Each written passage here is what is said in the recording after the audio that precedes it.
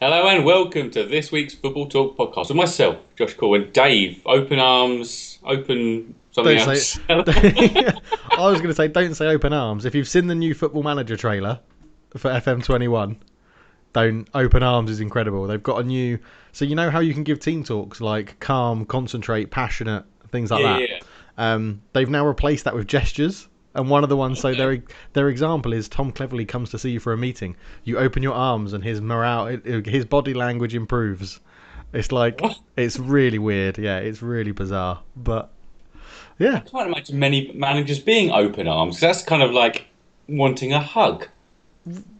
I think that's what it means. But Like, what manager can come you on, like?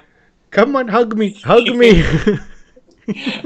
Of the 20 Premier League managers, who do you think would one offer a hug, and then Klopp. two, Klopp would offer a hug and be good at hugs, wouldn't he? He's Yeah, the yeah. top.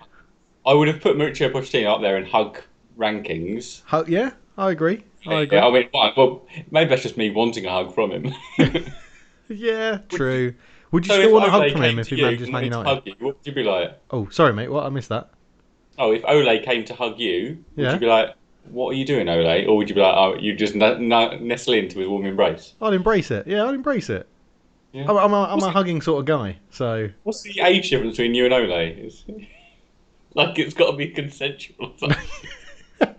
yeah, I don't know what it is. It must be like 15 years, 20 years. How is he 20 years? 50? Do you think he's 54? Is he 50? Is he? How Oh, old he's is got Ole Gunnar balls. Solskjaer? I'm going to go for like 10 years. Are you 44? Oh no, he's got to be older than that. 47. We're in the middle. 47. Bloody hell. Oh, So you've been a bit generous calling that the middle, Dave. So, but how are you, Dave? How are you? I'm good. Sorry. I'm good, thank you. Yeah, I've a bit of sunburn, which is a little bit red, so I've had to turn my lights down because your face looks great and lighted very well. I've not I've not put my lights on full because it just goes red. So I've got So a T zone, red T you've zone. lived in Singapore how long now, Dave? 2.5 years. Yeah, 2.5 years, and you still coming to grips with how to apply suntan lotion. Eh? it's yeah, it's doing it on the golf course because I sweat so like it's so hot that you sweat and like you wipe your brow and then you forget to re You're not lotion. a hat man. I started with a hat and then I took my hat off and started playing better, so I didn't put my hat back on. Oh, superstitious, eh? Yeah, I've got a few. Yeah, I've got a few Feel free suspicions. I was to going to say. share your superstitions right now if you want to share any more, Dave. Uh, Anything else? You want? Number three. I always want to wear a number with the number three in it if I'm playing a team sport. 3, 13, 33, 333, I'm whatever. very well aware of how three is comprised in numbers. Thank Yeah, you. good, excellent. And then I don't know. I used to have special football pants that we won the league and cup double with, and then I wore them again. I didn't wear them at football the next season. We didn't win anything, and then the season after we won the league and cup double again. So Wrong. So is your favourite club in golf the three iron, three wood? my 7 iron, my favourite. I hit 7 iron very consistently, very well.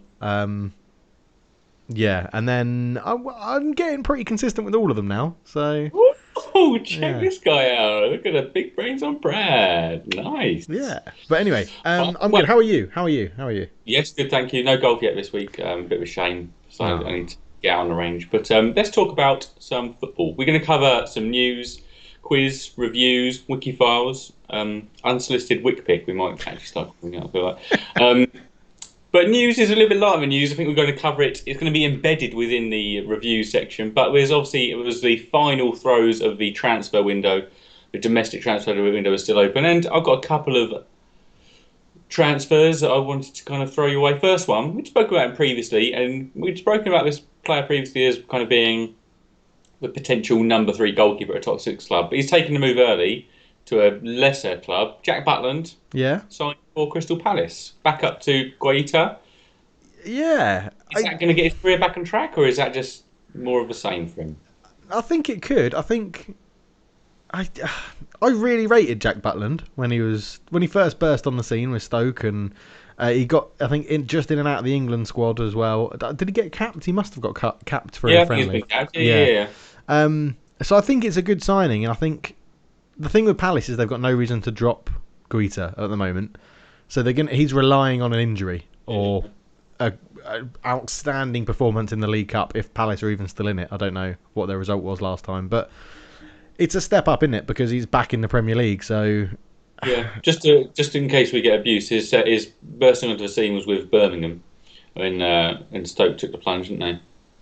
Remember that? Yeah, yeah, yeah. Yeah, I'll believe you. I mean, that would have been a great that would have been a great wiki file because I completely forgot he played for Birmingham. So Unfortunately, goalkeepers are a bit of an easy target on Wikifiles because of the often zero goal, aren't true. Yeah, very true. Very true. they? So But yes, I mean, I think he suffered an injury. I can't remember what caused the injury, but he did suffer an injury, and I don't think he's ever really been the same since. Was it a break of some sorts? yeah, I can remember him doing Um, something quite yeah, big, I but mean, as we'll talk about later on, injuries happen, and so there may be a chance for him to stake his claim. I'd say he's an upgrade on Wayne Hennessy. yes, Um, yeah, yeah. Obviously, Wayne Hennessy's out for the foreseeable, which is why Jack Butland signed. Okay, so maybe not. We have Said Ben Rama signed from Brentford, so both of Brentford's attacking what kind of stars from last year, Watkins and Ben Rama, moved on. We have Watkins at Villa, Ben Rama at West Ham. Rumours of the kind of the medical failing a little bit, but kind of was pushed through in the end, probably because they reduced the tolerances down to Andy Carroll and Jack Wilshere have passed these medicals, so we'll give them the once over they got, which was Yeah, basically can they walk? Not yeah. quite, they hobble, but they're on their feet. That's fine.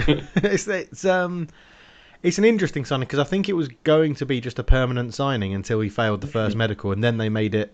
Well, we'll say he's passed the medical if it's a loan to buy, which I didn't quite understand.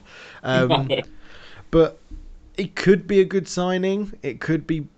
It's West Ham, innit? It could be a brilliant signing that works out really well, or it could ruin both careers. It could Well, be a waste yeah, of money if West Ham have to buy him, and it could ruin his career because he's failed at West Ham. And I would say he's somewhat of these mercurial kind of confidence players. mm. And I'm not sure how high confidence ever gets at West Ham. Yeah, I mean, It's probably going to get really high this afternoon because they're going to beat Spurs. Yes, yes, yes, I know. That's why on the counter bet. I was actually just going to say, I wasn't actually going to touch on that at all, Josh, but now you've said it, yes, their confidence will be sky high because they're going to beat Spurs. It's a Dave Moyes player, isn't it? Ben Rama. I do see him as a Dave Moyes player, like a Yeah. wing player, bit creative, give a bit of a spark that the rest of the team doesn't have. Because David Moyes, everywhere he's been, has had one person in a team that will always try and be a spark for creativity. Okay. If you look And for all his really, Everton really. teams, like Leighton Baines was the man that put all the balls in, set pieces, good long balls up to strikers. Yeah, you've got like Arteta in the middle for Everton. You've had Tony Hibbert. But there's always been one person, and West Ham don't really. Jared Bowen is probably their most dangerous creative player. Well, yeah, they kind of shipped out. So it was a bit surprised to me that Dean Garner goes out and Ben Rama comes in. It's kind of like Yeah, I don't. It maybe a bit like you mentioned with Parrott and Vinicius for Spurs. Maybe just at different points in their career and different levels. But okay, all right. Well, I think he'll probably start quite well. I can't play this weekend, I don't think.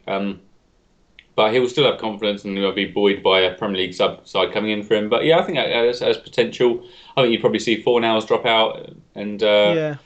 come in. But yeah, I do quite like West Ham's attacking play. I've been impressed by Antonio and Bowen, and yeah, I think this is a nice addition to it. But Yeah, yeah. see. The final one to talk about was another one. I just mentioned that he can't play this weekend. Joe Rodon from, I probably pronounced that wrong, even though he's Welsh. I couldn't get it too far wrong.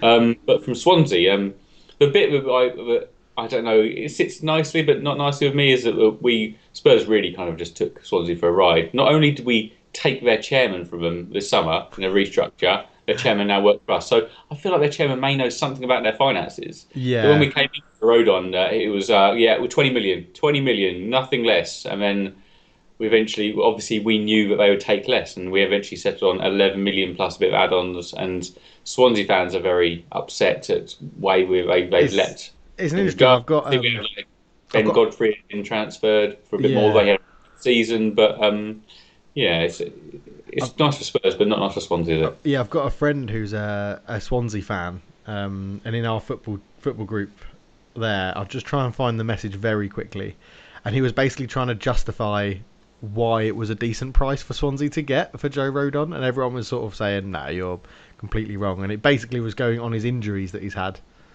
Yeah, he has spent like 50% of his time out since he made his debut, which is not a Yeah, great stat. But hey, that'd probably be quite good for Spurs in terms of appearance record. yeah, exactly. I can't find it, but yeah, it was something like he's had two big ACL injuries or something in 4 years or something like that. So 5 years, Yeah, but yeah. nice. Um, Okay. what sort of players are you going to be for Spurs?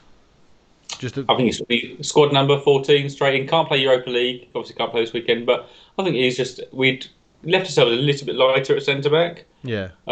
And we obviously were kind of targeting Skriniar and rumour of Antonio Rudiger. I think this. I presume we don't know if he'll count as full homegrown because of the Wales situation. I Um, think they still count. I don't think they count in the Europe. I think they count in Ah, the Premier League one, but not in the European one. okay, right. I think he was. Yeah, I think he can. He's a good young centre back. He'll vie in that kind of left-sided channel with because we've not really got a left-sided centre back. So he's not. He's right-footed but can play there. So I think it's a good chance for him to take his claim. Dyer, Sanchez, and Tanganga are all kind of vying for a place alongside Toby Alderweireld for me, and so he's got a good chance as any. Yeah. Okay. Nice. Yeah. And I don't think there was too many other transfers from the There's a Championship. few bits and pieces, but yeah, nothing Very, major. very surprised that Watford Sarr didn't go somewhere because it was Yeah, lots of rumours. lots of rumours. Yeah, we obviously have Norwich have still somehow got a hold of Max Aarons as well. Yeah. So there Todd is Cantwell. Yeah. potentially in January there could be a few more of these things pop up and see what Well, he's happens. only. Yeah, I mean, typically a player might be a bit fussed about it, but now actually the window's what 10 weeks away or something like that. Yeah. So it's not. It's a long wait. So yeah, all right.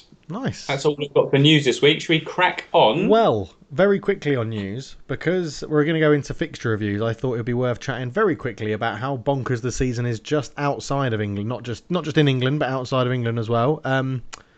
La Liga, both Barcelona and Real Madrid have lost in the same week to two teams that finished. Well, one of them have just got promoted in Cadiz, and Barcelona lost to. No, Barcelona lost to Cadiz, and Real Madrid lost to maybe someone like Getafe or someone. And it's all a bit weird everywhere. It's Yeah. just bizarre, and I didn't think not having a pre-season would make it this No, strange. I just thought we'd see. I actually thought we'd see less exciting football. I thought Yeah, we'd get to a stage. It's like around Christmas where players are fatigued. They're just grinding out draws because they're like, let's just. They've almost like made a pact going. We're a little bit knackered, everyone. Let's just just eke this out. No one embarrass each other. Now they're like, let's embarrass people. yeah. It's just a bit crazy because there was yeah, Juventus also have drawn as well, so they're not at the top of the league. It's Atalanta that are leading Serie A on goal difference. Although I don't know how the Milan derby went yesterday. I haven't actually looked at that yet. Okay. But Gigi Buffon has now played with Chiesa and Chiesa's dad in the Juventus team. I'm loving these additional. Which Oh, is, AC Milan won by the way 2-1. so that might put them top then now of Serie A because they were second behind It does put them Atlanta. top 4 wins out of 4. Yeah. But yeah, it's just bonkers. You got Lewandowski scoring for fun again. Still, this is why Bayern Munich are going to retain the Champions League as well because Oh, is it? Okay. because Lewandowski just can't stop scoring. So yeah, I just wanted to bring that to a little bit of the forefront of it. It was a good, really weirdly good weekend of football, wasn't it? Because you had the Milan derby, you had the Glasgow derby. Yeah. You had Man City, Arsenal. Oh yeah, you had Liverpool, Everton. All both big games. It's been a decent. Yeah, Chelsea, Southampton. obviously Rangers came out on top. 2-0 They Rangers. did. Yeah. How long until Steven Gerrard takes over from Klopp? Or how long? Well, I guess it's just when Klopp leaves, isn't it? It's just going to be Gerrard. Yeah, will we see obviously we'll we've got to talk about Lampard later on, but you got Ryan Giggs being mooted for the Manchester United job. I can't remember who talked him up about it during the week. I can't remember, but yeah, it's I'm intrigued to see Steven Gerrard's career progression. It'd be an interesting one because obviously it's very much in the kind of the background being up in Rangers, and even when Lampard was in the Championship, it was somewhat in my peripherals. But Yeah. it'd be interesting to see him. He seems like quite a bit of a feisty one actually. When he's in some post-match interviews, he doesn't seem to be seems very much like Steven Gerrard off on the pitch, actually. So Yeah, very true. Yeah. Very true. Right, now you can move on. let's quiz it, Dave. All right, then. You going to give me a theme tune? Ooh, la la la la la la la. Ooh la la la la la la la. Ooh la la la la la la la. It's quizzing time. It is. Now, I've made this topical. So we obviously had, as you mentioned, Dave, the Merseyside derby. And how many years do you think it has been since Everton last won Merseyside derby? Oh, plenty. 1953. That is really harsh on Everton. Oh no, it was when they had. It was Roy Hodgson, manager, and they had Kyriakos playing alongside Carragher at centre back. Dave, this kind of knowledge is going to put you in good stead for this quiz. So, this is a list of 7 players who played in that said game. Oh. They are all still playing. They have their current club now and who they played for out of the 2 Merseyside sides at the time. Can you name them? Oh my word, no. I think you'll do better than you think, though. You did really well. You liked this format. It's a slight switch in the format. We did a similar one, Where Are They Now, with Man United. But I reckon you've got this, Dave. I reckon you've got... True. First off, Josh, let me just point out, Josh, very, very excited that you've learned how to do numbers for this week. You've done that revision really well. So honestly, Dave, I thought you were about to point out another error with it, and I was going to be really sad. But thank you. Oh no, I haven't. No, that's fine. Apart from the weird line across the middle, but we'll let that go. Yeah. That's just a formatting issue. It wasn't me. I would obviously put a bold line in the middle. That's just right. Spreadsheets. Number 1, current club Everton, former club Everton. And so he played in that game. So he was on the winning team for Everton. Yes. And he played yesterday. Well, not necessarily played yesterday. Is it still at Everton? Oh, still at Everton. So does that include coaching staff? No. So he's still a player. Oh, he's still a player. But I think he did. I can't. I think he did play yesterday, but I'll just confirm that with you. But I didn't want to say 100% he played. No, that's okay. I just thought you meant as in like, I know he's still at Everton, so he could be in the backroom staff. And then I was thinking Duncan Ferguson definitely didn't play in this game. Yeah, no, he played. Gosh, he's got to be quite old in the Everton team. It's got to be relatively old. So definitely wasn't Pickford, because they would have probably had Tim Howard in goal back then. Yes. Yeah. Seamus Coleman. Seamus Coleman. Well done, David. Yeah. 1 point. Current club Galatasaray, former club Liverpool. I'm going to go for a stab in the dark to start with. Raul Meireles. No, you've stabbed the wrong person in the dark there. You should feel very bad about that.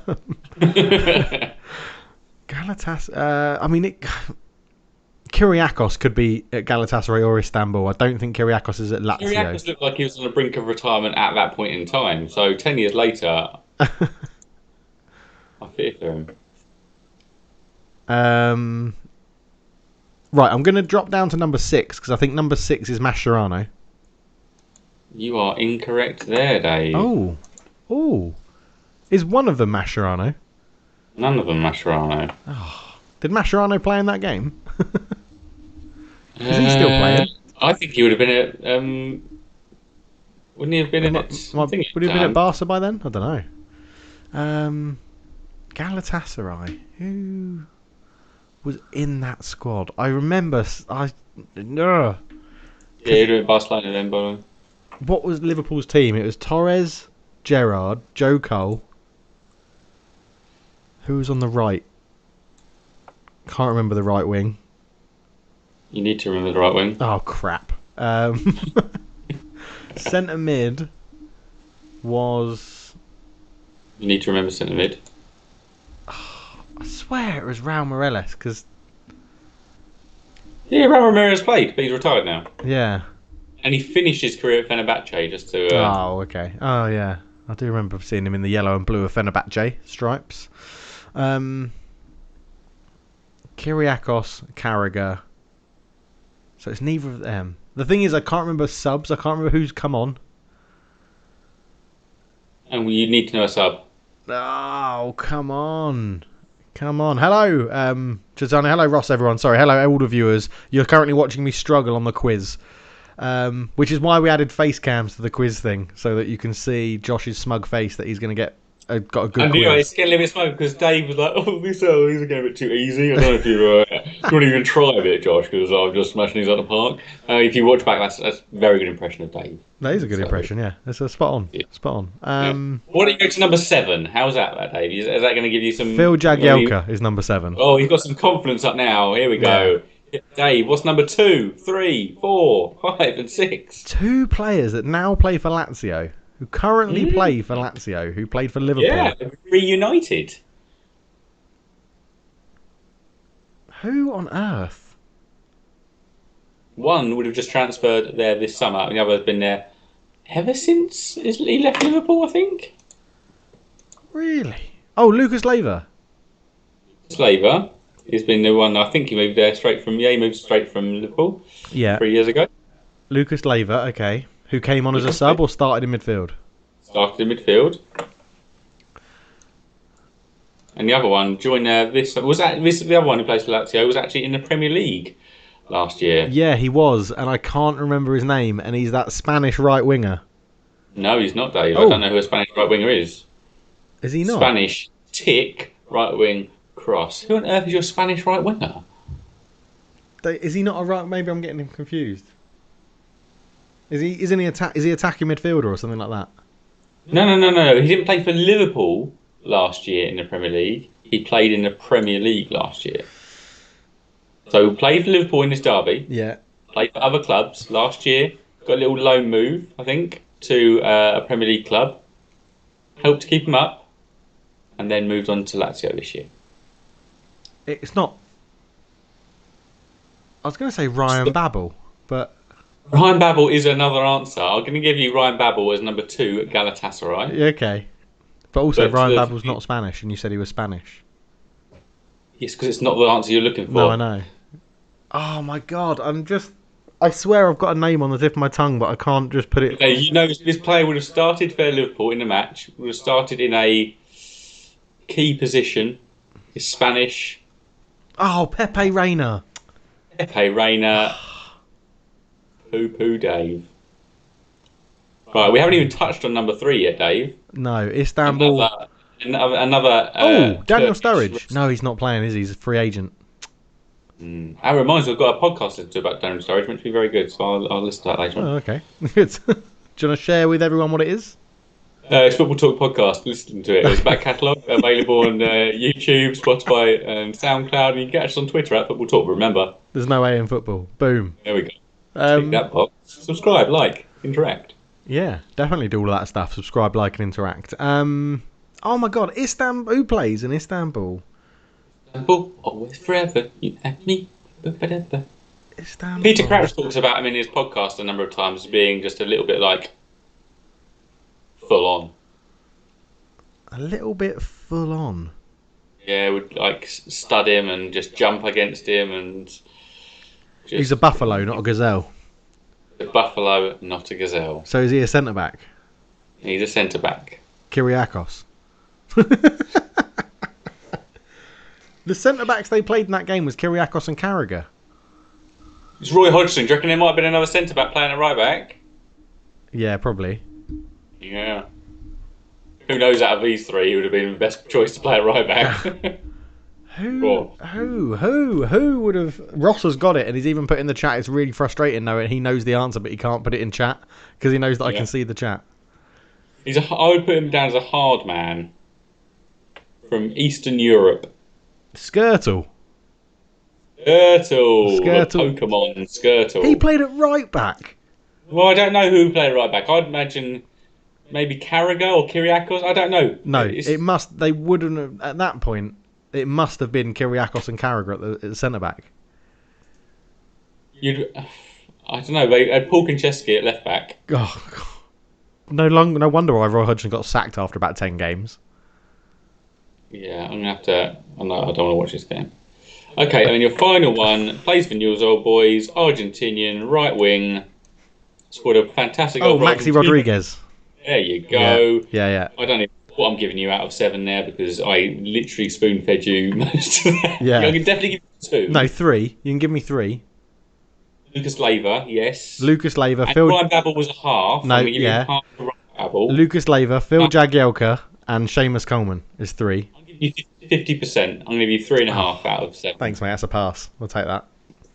So, at that level of difficulty, is that comforting to you or is that too hard? No, it made me think a lot. So I think that sort of level is good. And obviously the chat had a think as well, and they can get it in there. And well, all I can say is I'm going to assume Ross has got that right. So well done, Ross.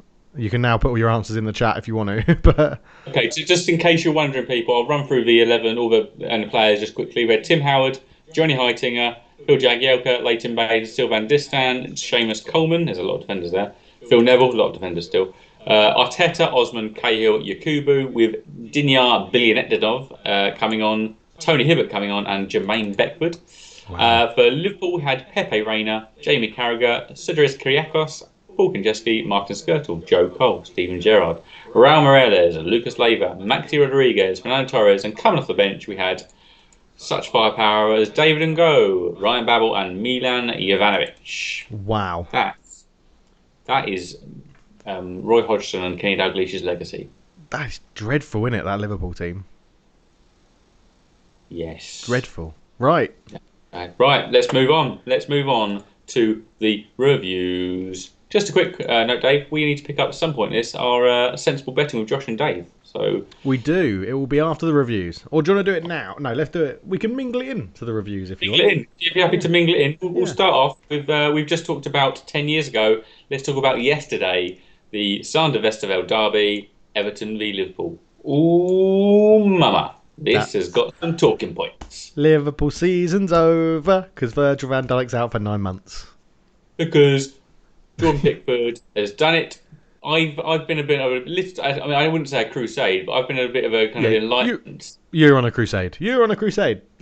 So I've found clips of Jordan Pickford coming out very similarly against Mario Mandzukic in the semi-final for England, absolutely destroying Mandzukic. Came out very aggressively when Dele Alli was offside and injuring Dele Alli 2 years ago, and the same thing has happened yesterday. He came out absolutely gung-ho, recklessly, and it would be no surprise if Virgil van Dijk is out for 7-8 months, because the only reason his leg didn't break is because Virgil van Dijk is very strong, but that knee has taken a lot of force into a standing leg. It could have been horrific. Shame on you, Pickford. Shame on you, referees, for not having the balls to actually send him off, because it was serious foul play. But with a rule like that, because it's not violent conduct, because technically he was going for the ball. You can't send him off because the player, it was a foul. I think you could have easily sent him off after, not for the being in the play. I think you could have easily sent him off and used under the mask of the kind of a serious foul play, violent conduct after that, because it's just really, really bad. Really bad. Yeah, so there's nothing, because what should be able to happen now is they should be able to review it because the referee hasn't reported it. But it wasn't in play because it was offside, wasn't it? It was flagged as offside. It's offside, but if you punch someone when out but that's different. That's violent conduct. That's completely different. I think you could easily. I think anyone. Everton fans, regardless, they would obviously stick up for their own player, but everybody else watching would have been like, yeah, okay. If you're going to read about time, only the kind of nitty gritty people going, hold on, this doesn't seem quite right to me. I think it's the right thing to do would have been to send him off. Is my view, Dave? What is your view? No, I disagree because it's not in the rules. I think if he's going to be sent off, it should be after the game because the referee couldn't do anything in the game. If you send him off and then it goes to VAR and VAR says the offside was before you've sent him off, then he has to cancel the red card because because play stopped. Technically, players stopped because the fouls happened. If he punched someone, VAR would say it's an offside, but you can send him off because it's violent conduct. Because what he did isn't constituted as violent conduct. It's just a bad challenge. It's a bad tackle. That's what's stupid about it. Does the same not apply for Richarlison's red then? because I thought that something had ended at that point. I thought a whistle had gone at something, and then the challenge came in or something like that. I thought. I don't know. No, I haven't seen the Richarlison one, to be honest. But like, because I watched the highlights on Liverpool's YouTube channel, so they didn't send the Richarlison red card. But yeah, no. My understanding of it was that you can't, because it wasn't violent conduct. He couldn't get sent off because the play had already stopped. I would have thought within the violent conduct rule there would be some level of interpretation allowed. Oh, I'm sure there is. And we're not privy to that. But So you think going with how I know the rules, that was dealt with fine within the game? You thought that's dealt with fine, okay? In that game, and then I would have thought someone from the FA would review it afterwards and say because it was reckless, we're gonna give him a ban of a game or something, 2 games. 3. So that's why we do a podcast, Josh, to have these sort of conversations. All right, let's pick one. So I thought that was really. I mean, it was really bad. The game we finished 2-2, obviously. In case I don't know if anyone's catching the results while we're talking, that's quite weird. If you are, there's plenty of chance to watch it. But if you are, spoiler alert, 2-2. Yeah. Well, the results are going across the bottom of the screen, Josh. So I mean, it's just even more. This is real spoilers. Sorry, guys. Yeah. So then we had an issue right at the end of the match. We had Jordan Henderson grabbing the winner. Yeah, Mane's shirt was offside. Brilliant. Mane's shirt was offside. That's now starting to feel like that is probably even with Spurs involved, this one feels the most wrong, I think. It was just so very bizarre. There was no way when they did the lines. There was no way. The lines don't even work for me. No, if anything, those lines should have been perfectly on top of each other. And it's like the computer or whoever's controlling it has gone. Well, they can't go on top. One has to be in front of the other. So what is Tony Hibbert up to these days? Is it Tony Hibbert? Was he there? What in the? Yeah, Tony Hibbert. Someone Everton related is definitely in there. That was just so.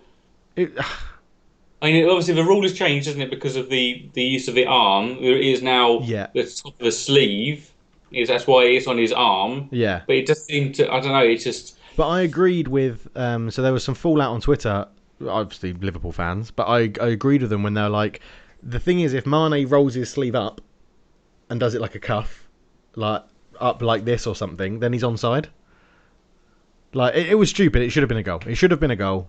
It definitely should have been a goal. If it actually that one felt like there was someone there just going, not this year, Liverpool. No. Yeah. But I mean, Ross makes a good point. At what point does a player's shadow come into it, or even their aura? Is their aura offside, and then it's called? Yeah, arrogant players are deemed offside more than the player. I'd be more concerned, but it's Liverpool, so I'm really not that fussed. Like, I'm for once providing some balance here in the pro Liverpool camp, but I thought that was despicable yesterday. They really should have I think they should have been playing against 9 men come the end, and it should have been 3-2 at least. It was really poor. So Virgil van Dijk potentially, we have some kind of wild rumours of 7, 8, 9 months out injured, yet to be confirmed. I remember when we spoke about transfer windows last week, I commented that Liverpool seemed light at centre back anyway, only having Matip, Gomez, and Van Dijk with Fabinho able to cover, and some youth able to. Is it Van der Berg? Is it in cover? Yeah. If he was to be out, that does have real big consequences, and is quite like the Aymeric Laporte injury last season for City, I'd say. Huge repercussions for Liverpool if he's out for that long. I mean, that's the rumour we've heard is 9 months. Well, I've heard 8 to 9 months because it's his ACL that's not completely gone, but it's an ACL injury, so they won't rush him back or do anything like that. Potentially huge for the Netherlands as well in going with Euro 2020/2021 coming up. Netherlands are reasonably well blessed there. They've obviously Steven de Vrij and the Dutch Phil Jones, so they've got some strength there. But he's going to be missed from any game play. Yeah. It's massive. It's absolutely massive for him, and I think it could be enough to derail it confidence-wise as well, just in terms of the team and knowing everyone must know their defence relies on Van Dijk. I mean, everyone else in the world does. Yeah, so, I have no idea how long Alisson is out injured for. I thought that was maybe a few more weeks, maybe. But Christ, it's kind of what I spoke about all of last year, but never materialised. Like, what if they lose Van Dijk and Alisson, they're a shadow of themselves. And Christ, you put in Adrian and a youth player at centre back, or even Gomez, and Gomez has not been great for him. And Matip's a good player, but that is suddenly looking very different. It's just a mentality change. Like, as a forward, you go, hold on here, I've got a chance. Yeah. So it's just. I totally agree. Totally agree, and I just think it's. Everyone said last season Liverpool got lucky with not having injuries, and it seems to have just accelerated this season into Alisson being out for potentially 6 weeks, I think it is, and he's done 1 or 2 of them already, and Van Dijk could now be out for a long time. Salah will pick up an injury at some point.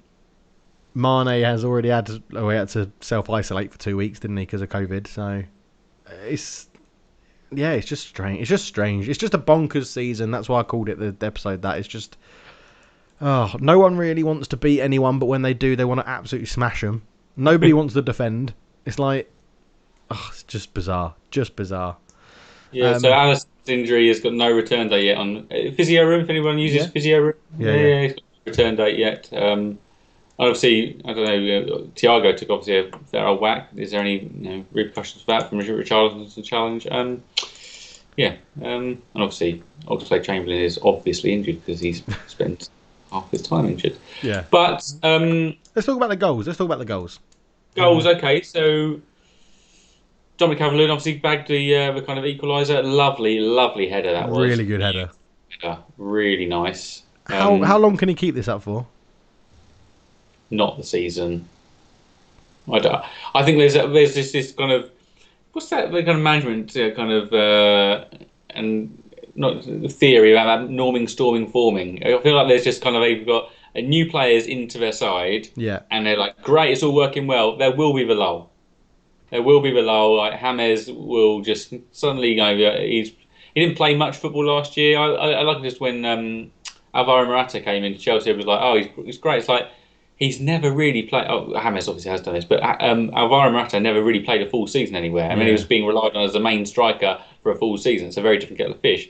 James played a little bit of football last year. Now he's being the main man. He would love, obviously, the kind of a feeling of that, but there's a physical aspect to this as well. It will take the very fit players to kind of come through this, because it's going to be a hard slog this season because of the lack of pre-season, getting kind of in the right condition.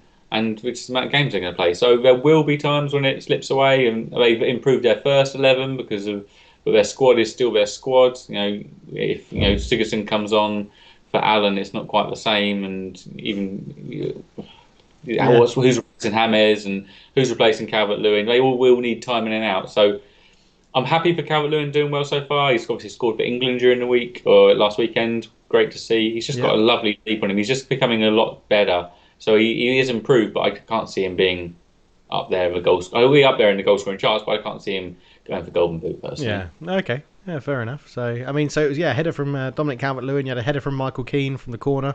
So both Everton goals are good. Again, good header. And Yerry Mina, you can just tell Ancelotti's gone.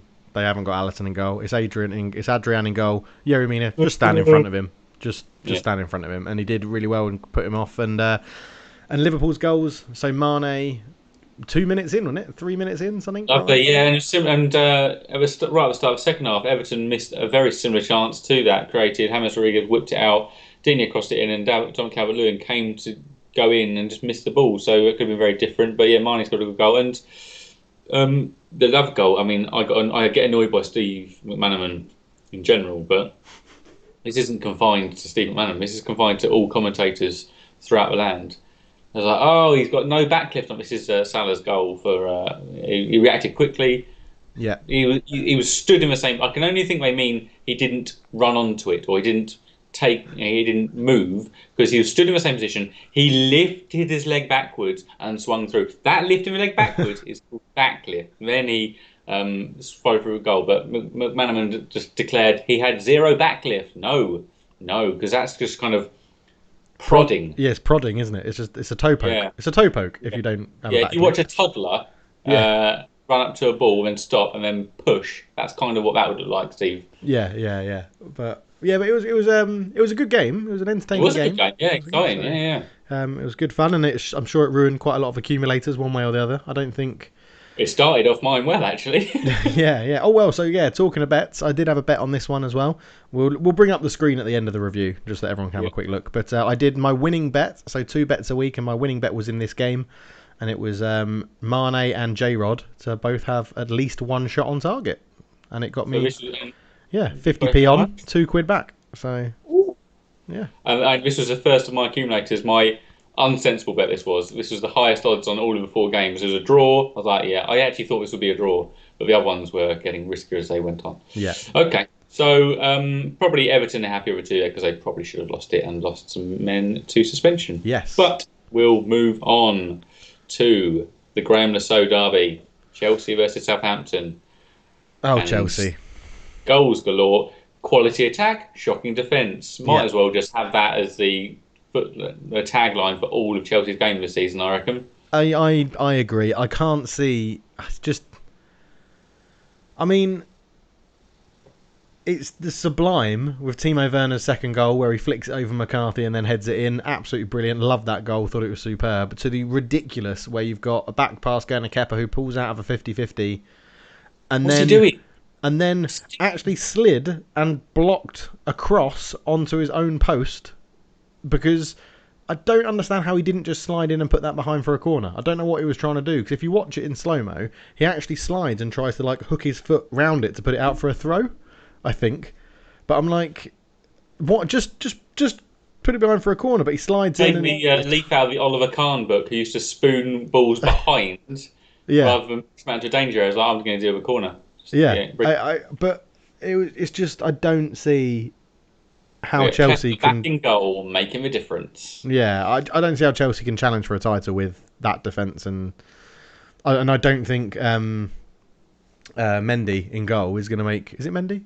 Yeah, Mendy in goal is going to make that much of a difference, because they're just shocking at the back. They're absolutely shocking at the back. And it was, again, a very entertaining game, and it was good to watch it, and great to see. You do wonder with this game in particular, Thiago Silva and Mendy out, they probably, Chelsea, not Chelsea fans in general have a ability to pick up on the key moments and replace them with improvements, but there's other moments in the game that happen, like they go, oh, we wouldn't have conceded that goal if Mendy was in goal, because he wouldn't have missed a back pass. Missed a clearance, but there's all the other things in the game which Pepper did or didn't do, or it's a completely different game with a different player in, but you do think there might have been a net improvement if Thiago and Thiago Silva and Mendy had been in. Might have been different, but they're not 2 players. I mean, sort of spoke about Alisson and Virgil van Dijk. They're not those levels. It's still not that keeper and that centre back coming in aren't massive. It'll be a net improvement, but still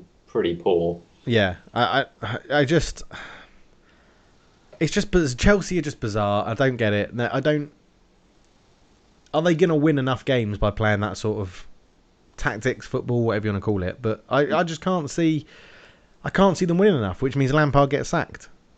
Like, Lampard is getting off a bit from the media wise, isn't he? He's not got any heat on him. Is that? Yeah, but I don't think Abramovich cares about that. If he doesn't get top 4, I think he's gone. I'd say so, but it obviously puts pressure on people to act sooner, and puts pressure on Lampard himself. Yeah. To do something and add stress and kind of intensity to it. He's not getting that. Is that from the Redknapp Lampard kind of friends in the media? Is that Ole is taking the heat off? Bit of both.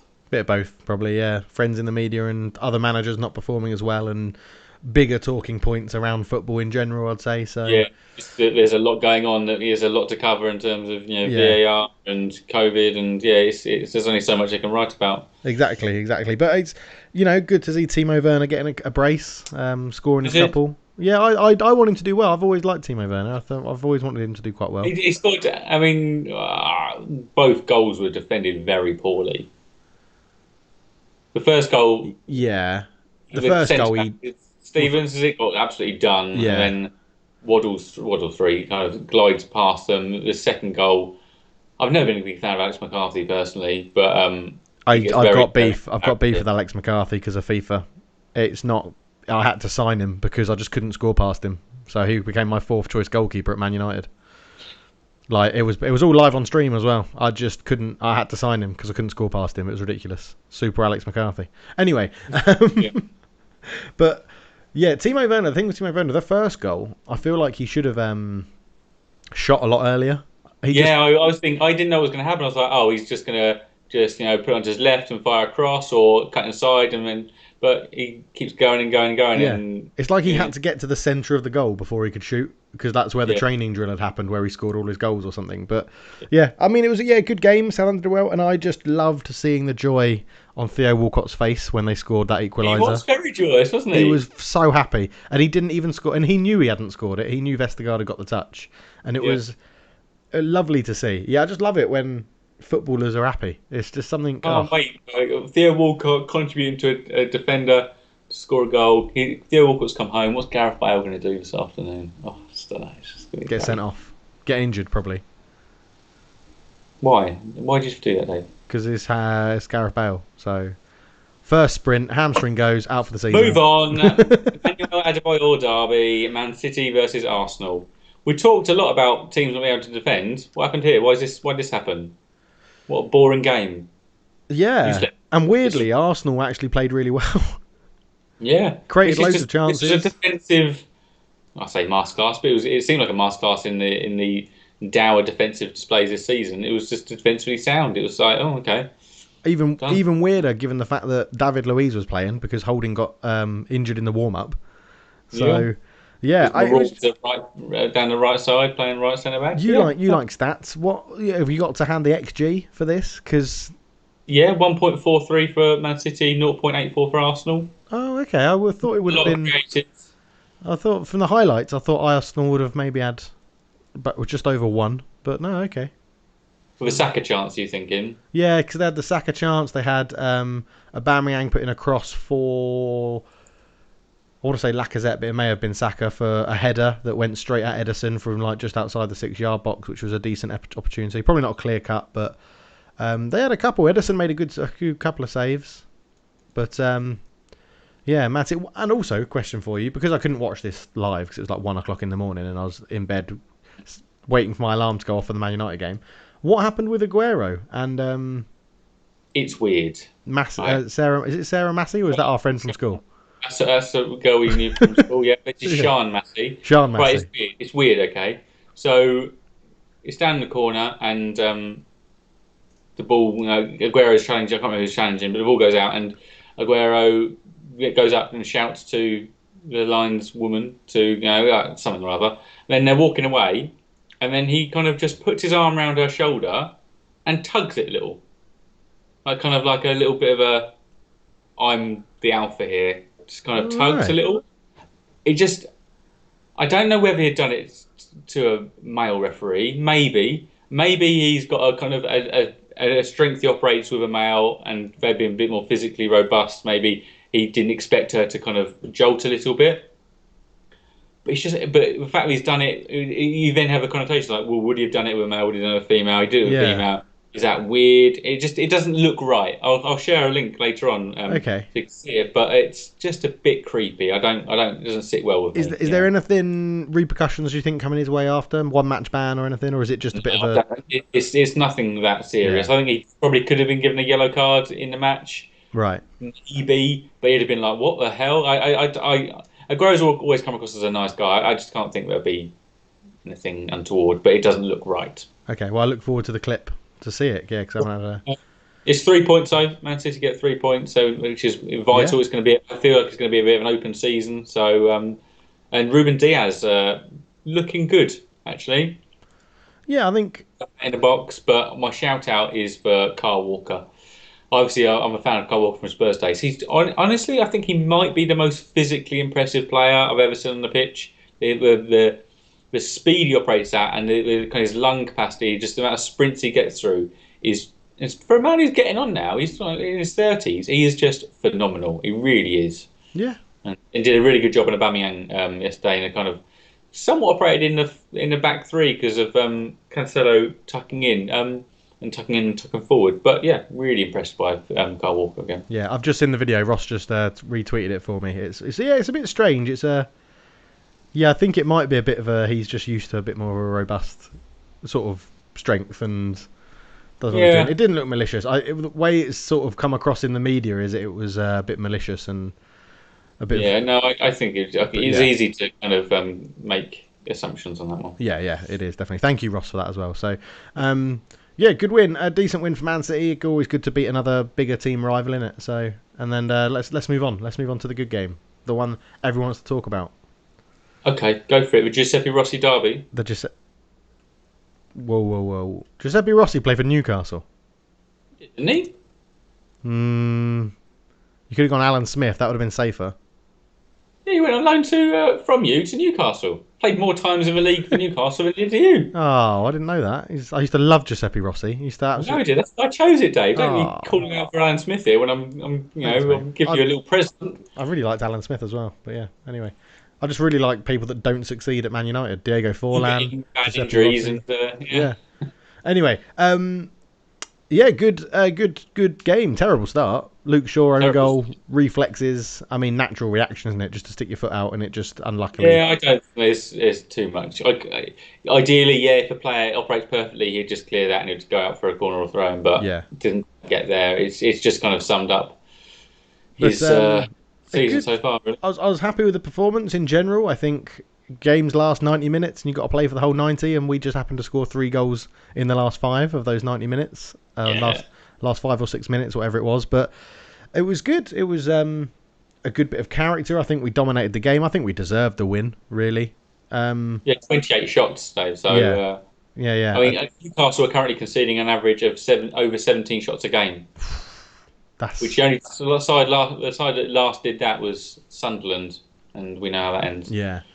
The thing I didn't understand is why did he not sub off Darlow? He literally couldn't walk at one point. Yeah, I think he was. I honestly have the same question right in here. It's like, didn't take off an injured goalkeeper. Yeah. That's not what you do. That's kind of like as soon as they show sign of injury, is not recovering from it, go, this could end badly. Yeah. Let's get someone off. Yeah. I mean, the only goal I think it made an effect for was the Rashford one, the 4th, because he probably would have come off his line and closed him down quicker. But the other 2 are great finishes. Yeah, superb finishes. Wan-Bissaka, just do the Antonio Valencia school of crossing.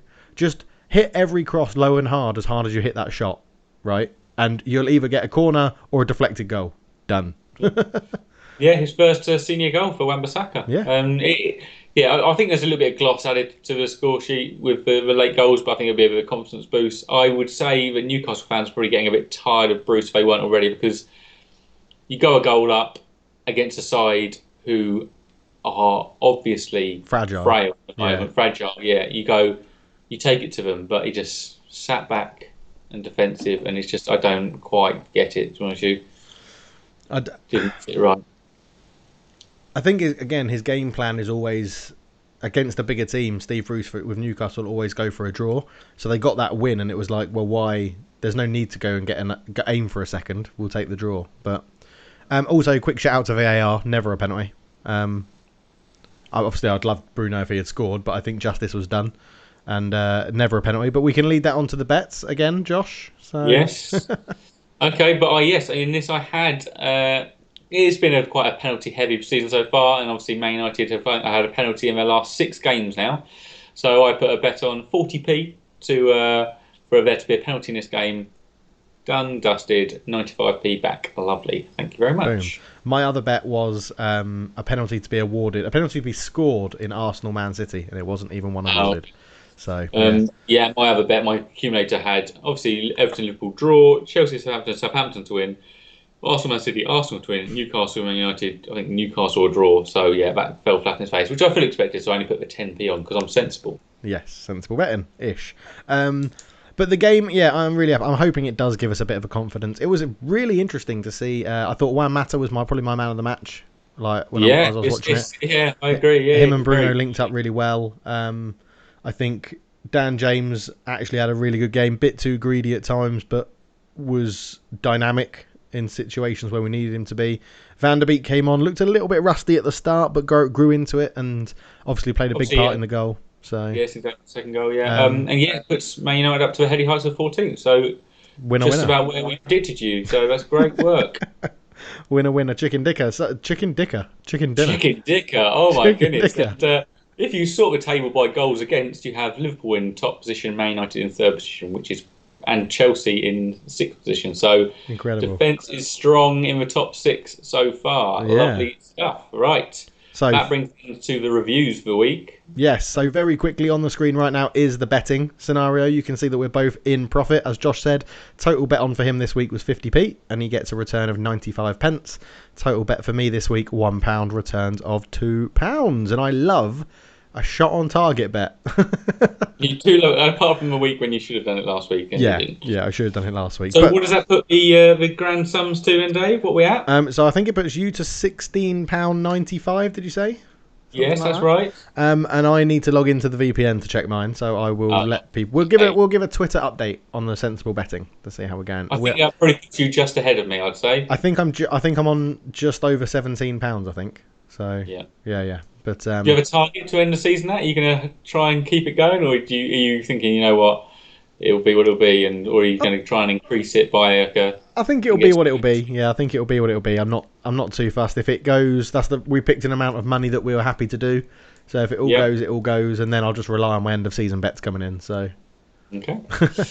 All right. Well, let's head over and to the unsolicited Wiki picks in the Wikifile. I got a Wikifile, and here comes a Wikifile. I got a Wikifile for you. Hey, there we go. So it's on the screen, and it is Josh to me. So I'll say what I see.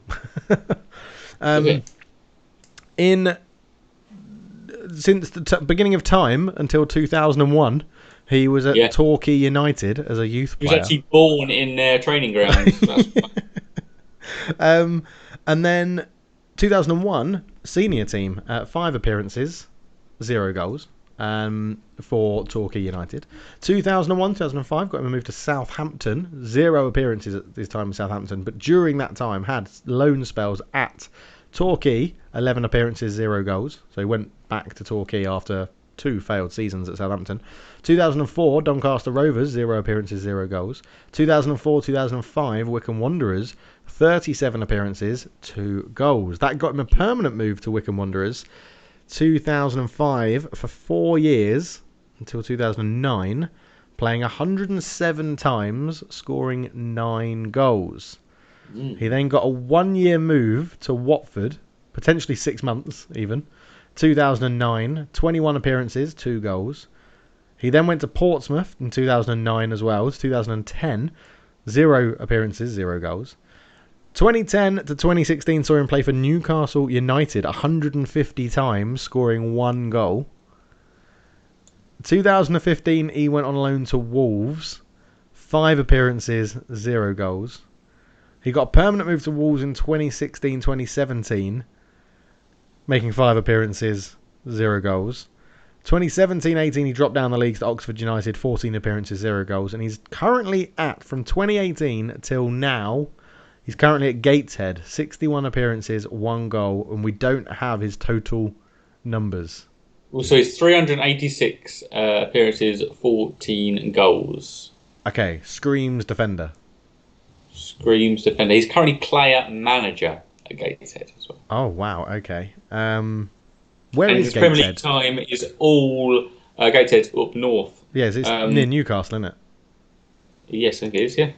Yeah. Okay. Now, Josh he sent this over to me and said, I think this is a doozy. I think you'll get this quite easily. No. Doozy being hard. Oh, doozy being hard. Okay, I thought you meant it would be quite easy. Yeah, because I am struggling. So Premier League, out of all of that, is that all Newcastle in the Premier League? All Newcastle. So his first season, Newcastle was Championship, got promoted, Premier League thereafter. Right, okay.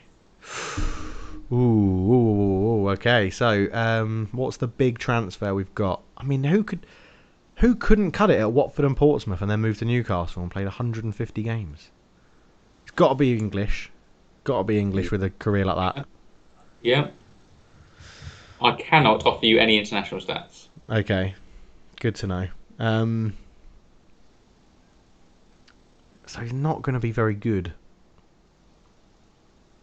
150 appearances in 6 years at Newcastle, but one of those was out on, well, maybe half a season out on loan. So his Premier League seasons were 29 appearances, 22, 19, 33, 31. So it was a fixture. Okay. He's bigger than Christian Daly. So he's a tall man. Tall man. He's a tall man. He's a tall centre back. I'm going with. Tall centre back. Yes. Who did Newcastle have playing alongside Colaccini? That is correct, Dave. Who was British that played alongside Colaccini? That Newcastle team must have been dire because I really cannot remember much about it. Who? Stephen Taylor. No. Oh.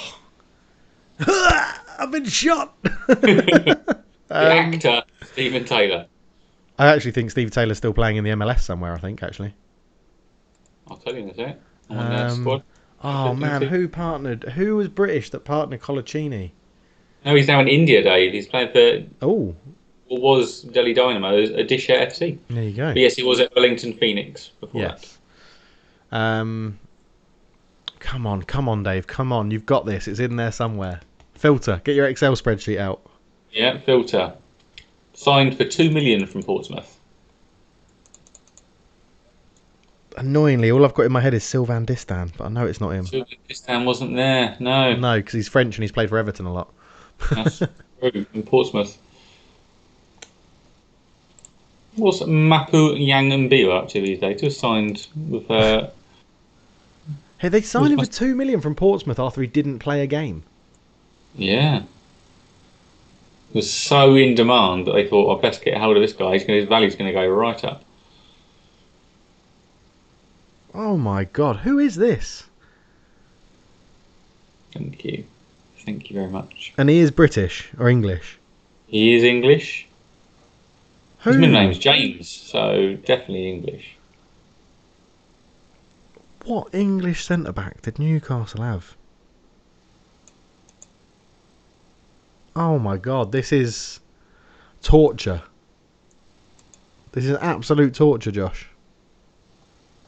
He hasn't even got a personal section, which makes it a little bit sad. Oh, he must be really bad if he hasn't got a personal section. Really boring, yeah. Not even like a criminal offence. See, I was going to say like Liam Ridgewell, but he went to the MLS as well. I don't think, and he played the relegator, wasn't he? He played Birmingham, Wolves. I don't think he even played for Newcastle. Thinking about it now, he didn't play for Newcastle. No. Definitely Birmingham. Oh come on, Dave! You're on the clock. 10, 9. That's a short 8, clock. 7, 6, 5. Oh God! This is so painful. Do you want any more clues? Yes, I want a clue of some description. Oh, okay, there we go. He was a centre back. Got that. Born 8th of November 1983. He was a footballer. Yeah. He's a male.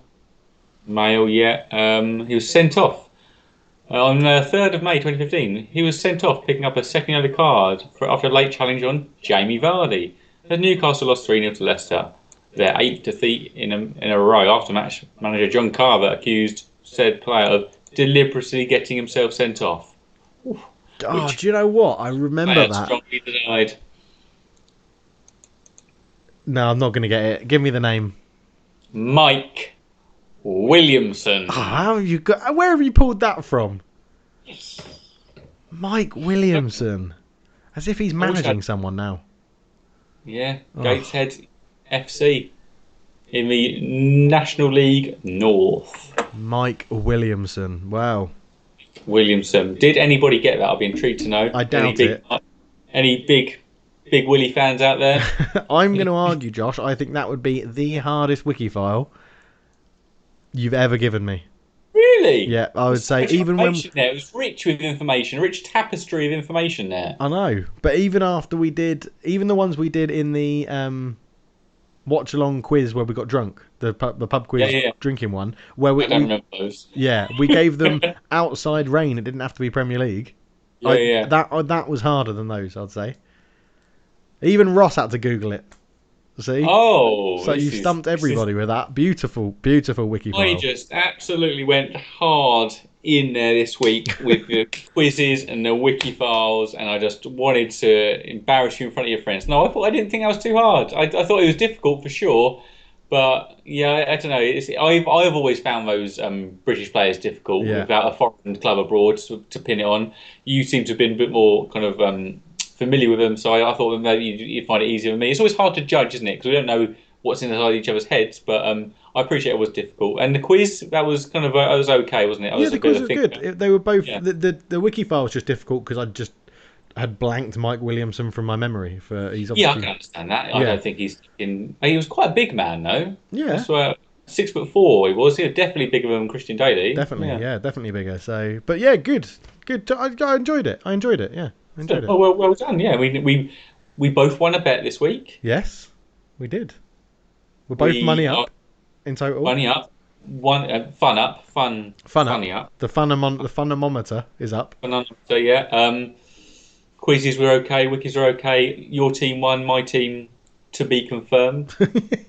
Um, yeah, fingers crossed. What time's Um, kickoff? 4:30, so later on this afternoon. So plenty Bedtime. of time for me to stew over that. But yeah, good week. Any other visit? Dave's drinking soda water, by the way. So feel free to give him abuse because that's one of the most disgusting things I've ever seen someone put in their mouths, and I've seen You've people seen some drink tonic disgusting water. things. Yeah. I mean, I could show you. Not here, but back home. Yeah, yeah, bigger than a bread bin. Right. No other business from me. No, I'm good. I'm a happy boy. Okay, excellent. Well, as I mentioned earlier, if you'd like to check us out, if you just stumbled across this, there's our back catalogue on our YouTube channel. It's available on Spotify and on SoundCloud. Give us a search for Football Talk, and you can find us on Twitter at Football Talk. But remember, There's no A in football. so click that like, that subscribe, that little notification, interact, chat. I'm probably going to still be talking about Jordan Pickford sending off history where he hasn't been but should have been. And so enjoy that for the rest of the week. Until next time, goodbye. There we go.